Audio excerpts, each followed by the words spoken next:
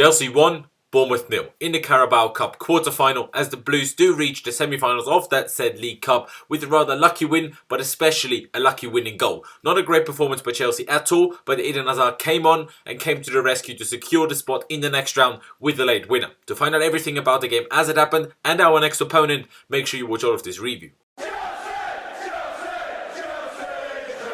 Hello there guys and welcome back to 100% Chelsea for my review of the Chelsea 1 Bournemouth 0 game in the quarterfinals of the Carabao Cup or the League Cup. And yeah, wasn't a great performance, but we got the win in the end. That's obviously what matters the most. But like I said, not a great performance. We need Hazard to come on and score a pretty lucky goal to save us from going to penalties and, just win us the game basically. But yeah, let's just get into the review and obviously starting it off with the lineup. And there was a few surprises in there compared to what I predicted yesterday. It was Kepa Arrizabalaga in goal. Then a back four of exactly what I predicted of Azpilicueta as the right back, Emerson Palmieri as the left back, then Antonio Rudiger and Andreas Christensen as the two centre backs. Then a midfield three of Cesc Fabregas, Mateo Kovacic and Ross Barkley. Willian started on the left, Loftus-Cheek started on the right wing, and Olivier Giroud started up front. Again, straight into the game, we actually started off well and on the front foot with a couple of corners, one of which at least leading to a half chance, and then a few minutes later we also had two decent efforts from outside the box by both Willian and Ross Barkley.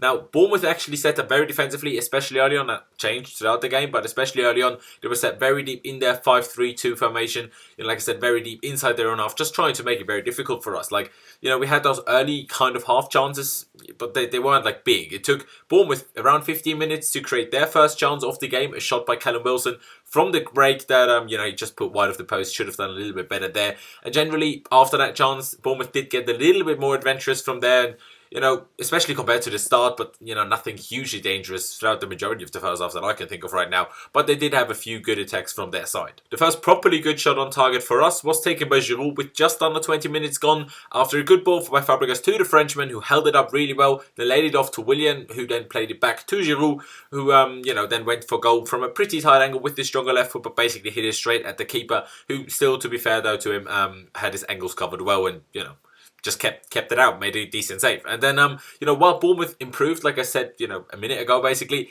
we also got worse, which obviously, didn't exactly bode well. I mean, our passing wasn't as smooth anymore as it was in the beginning, because in the first 50 minutes, it was actually good to watch. We didn't create much, but it was actually enjoyable to watch. The passing was good, the movement was good. I was pretty happy with it, but, that changed. Passing not as smooth, the pressing slowed down. Generally, there was just a lot less movement off the ball, and we just didn't have enough people move into the box side, or whether it was for crosses or balls through the middle either. We just didn't have enough people in there. We always just had Giroud and, basically no one else, and everyone else was just on the wing or deeper down in midfield. And, obviously with the lack of movement that I just mentioned, the gaps between our players got a lot bigger, which makes passing football a lot more difficult and meant that we lost the ball a lot easier and quicker, which obviously helped Bournemouth, grow into the game a lot more. But then with just over half an hour gone, a massive chance for Willian on the break after incredible work by Loftus-Cheek on the right. Also Kovacic had his part, in that build-up basically. And then a brilliant over-the-top long ball cross, if you will, by Loftus-Cheek. It was a very difficult ball to define, by Loftus-Cheek, like I said, right into the stride of the Brazilian, of Willian on the left-hand side, who was in acres of space. He actually controlled it well. Maybe a bit of a heavy touch, but he controlled it well, perfectly into his stride. But then, he just kind of took a little bit too long to catch up with the ball, like I said, with that heavy touch. The keeper came out. Willian tried to chip it, kind of besides the keeper's head. But the keeper actually, Boric, made a very, very good save. That's a very good save. Willian still should have scored because he was 1-1 with the keeper. And, players should always score 1-1 with the keeper. But that was a great save nonetheless. But another issue was that defensively, we just weren't all that sound without N'Golo Kanté. Exactly why I said yesterday that I'd start him.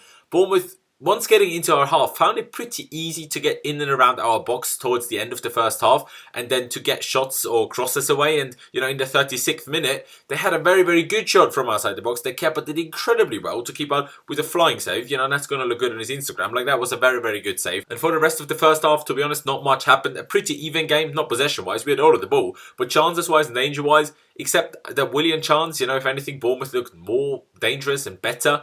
But the halftime score was then 0-0 and improvements were certainly needed for the second half. And getting into the second half, the start was a little bit better, similar to the start of the first half, especially Loftus-Cheek doing very well, getting unlucky with an unbelievable diagonal through ball to Willian, basically across the pitch from the right to the left.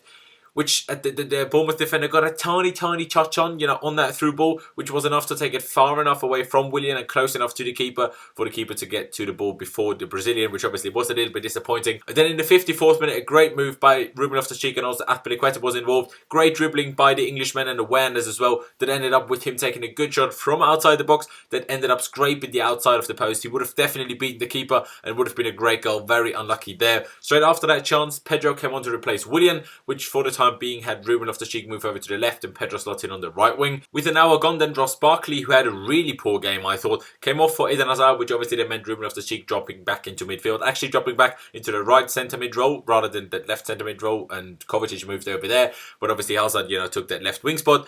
But quite frankly, ever since that almost goal by Loftus-Cheek earlier in the game when he hit the outside of the post, we created absolutely nothing, for a good period of the second half. It wasn't great by ourselves, at all. And Bournemouth didn't create anything either for the time being. We were the better and dominant team, but we weren't threatening at all. Obviously, if you want to try to win a game, that's not exactly good. But only until the 70th minute. But it wasn't Chelsea that got dangerous, it was Bournemouth that did start to get dangerous. Nothing clear-cut, if you will, but a few dangerous crosses and shots that, needed some very good blocks by our defenders, to keep them from going at least on target and possibly into goal.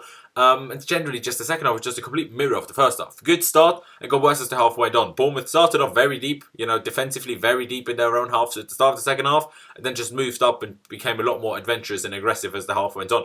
Basically, mirrors of each other, those two halves, ridiculous. We then had one chance when Hazard played in Loftus-Cheek, who then put in a good cross right at Giroud's feet. But then for some mind-boggling reason, Giroud just let the ball through. I don't know if someone shouted him, to let it through.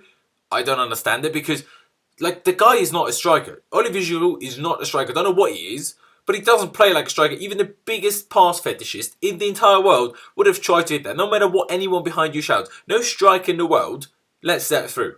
None. Why is he letting that through? Giroud overall had a horrible game. But that moment I was like, what are you doing? I didn't get to see a replay of it. Maybe the defender got a tiny touch on him or being really harsh on him. If so, I do apologise. But to me, it looked like, he just let it through. And if so, I just don't understand. With 10 minutes to go then, Andreas Christensen was forced off with a tight or maybe slightly pulled hamstring and was replaced by David Luiz just as actually N'Golo Kanté was getting ready to come on for the final few minutes. But then thankfully, in the 84th minute, we finally broke the deadlock and made it 1-0. And who was it? It was never going to be anyone else but Eden Hazard, was it? So obviously it was Hazard, like I just said. But it was lucky. Very, very lucky. Hazard started the attack himself, kind of with also work from Pedro as well, who generally, when he came on, did really well, worked really hard and, did alright. But from the left, Hazard then played it back to Pedro, basically by the byline inside the box. Pedro then backheeled it to Emerson, again, still inside the box. Emerson didn't really know what to do with it. I didn't even properly see him get a touch to it, and then he was just didn't really know what to do, and Hazard just came storming on and shouted at Emerson to get out of the way, presumably. Emerson thankfully did so, and Hazard just hit it with his weaker left foot, but didn't actually hit it, didn't score from there. Basically smashed it against, Charlie Daniels, the Bournemouth defender, and from there just bounced it into the goal. I'm not 100% sure after seeing 2 or 3 replays whether it would have gone in without the deflection. To be honest, I don't think so. So probably not going to be Hazard's goal. It's probably going to be an own goal. But, it doesn't matter. We're through. But still, we did get very lucky on that winner. And then in injury time, we had arguably 2 of our 3 biggest chances in that game. Emerson almost made it 2-0 already into injury time following a very nicely played counter-attack. But then the Italian just about couldn't get his effort past the keeper as he came storming into the box and took the shot from a pretty close range. And then a minute after that, another big chance, this time for Olivier Giroud, who was onto a quality outside of the boot cross by Eden Hazard. Giroud took it first time on the volley, towards the near post, but Boric again made it really good stuff. The guy's, 38? The guy's got reactions like a bloody 10-year-old. Mental. The guy was incredible today. Fair play to him. And then in the last seconds, it was actually I thought we were going to throw it away. Absolute nightmare inside our own box after free kick, for Bournemouth.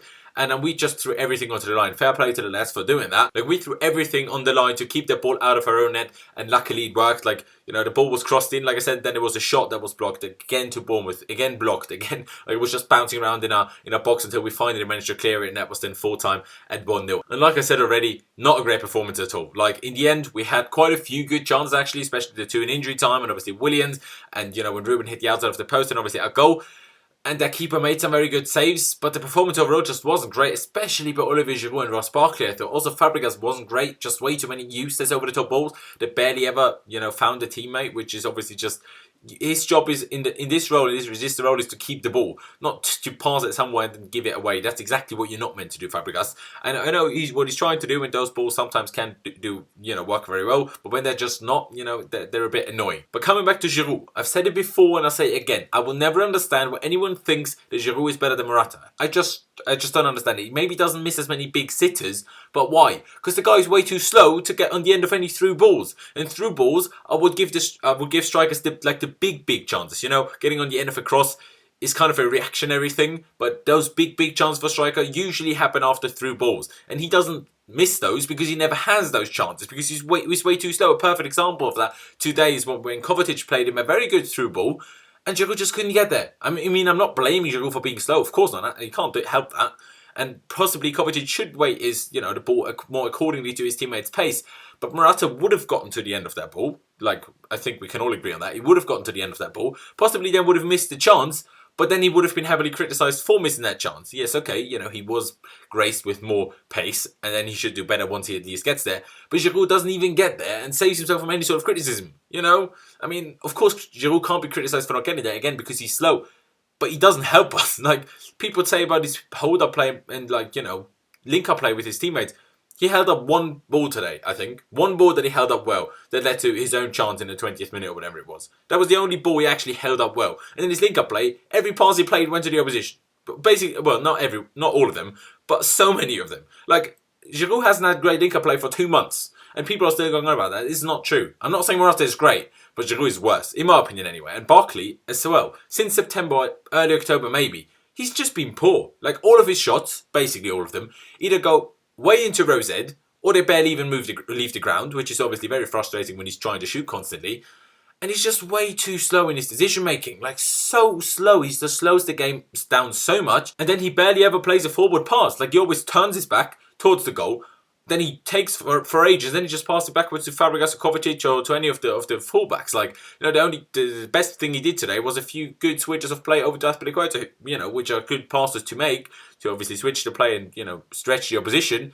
But they're not exactly going to help us score. Obviously he had that tiny touch for a corner early on, and he had a decent shot, that went wide of the goal. But again, one of them that barely ever left the ground, which I don't think he intended to do. So he's very frustrating. It's very frustrating to me. Like, the best player overall today, I thought, was Loftus-Cheek. And in my opinion, he just has to start in that left centre mid spot where Barkley started today. I don't understand why Barkley keeps starting over him there. Like, I find that very frustrating. Loftus-Cheek is absolute miles better than him. Absolute miles. Kovacic, actually, I have to mention him as well. He was also pretty good today, I thought. And obviously, when Hazard came on, he just made the difference, as he always does. And also, I have to say, fair play to Bournemouth. Like, they gave us exactly the tricky game I predicted yesterday. As to be honest, they were pretty unfortunate not to take the game to at least penalties. But yeah, we're now in the semi-final of the Carabao Cup, or League Cup, where our opponent can be one of Burton Albion from League One. Fair play to them for getting to the semi-final. Spurs, who beat Arsenal tonight, at the same time as we played. And Manchester City, who beat Leicester City on penalties yesterday. I was going to say the draw wasn't done at the time of me recording, but I just stopped recording basically and checked the draw. And we were drawn against Spurs. I was going to say, obviously, we want Burton and Spurs would be doable, but tricky. And then City, over 2 legs, I'd find very difficult. So at least we didn't get City. But is it actually a coincidence that City always get the easiest of draws? All the time. You've got Schalke in the Champions League, who are doing awfully badly in the Bundesliga. And now they got Burton Albion from League One. Like, poor Burton Albion. Why do I have to face bloody City? Poor them. Like, poor them. At least they have them come over to their ground, I suppose. But yeah, I mean, we're facing Tottenham in a 2-legged tie, obviously, which will be tricky. And I'm pretty sure we have the game against Arsenal at the Emirates in between. So that's going to be a tricky week for us. That's not going to be fun. I think we can beat them over 2 legs. I think, no, let's not play like we did when we played them at Wembley. Let's not do that. It's going to be tricky. But yeah, I mean, bloody hell, Chelsea against Spurs. Looking forward to it, even though I'm a little bit nervous. But yeah, I mean, to be honest, that's it from me. I think this video is pretty long as it is. Leave me all of your thoughts on the game and on the draw down in the comment section below. Leave a like if you did enjoy the video, so make sure you smash the like button down below. Don't forget to check out my social media, which is Loftus-Cheek on both Instagram and Twitter, as you can see over here. And also the links to both of them are down in the description below. And of course, don't forget to subscribe to 100% Chelsea if you haven't already. And also don't forget to hit the notification bell button and choose to be notified about all uploads so you don't miss any of the future videos. But yeah, thank you guys for watching. Up the Chelsea. Let's beat Spurs. And I'll see you next time.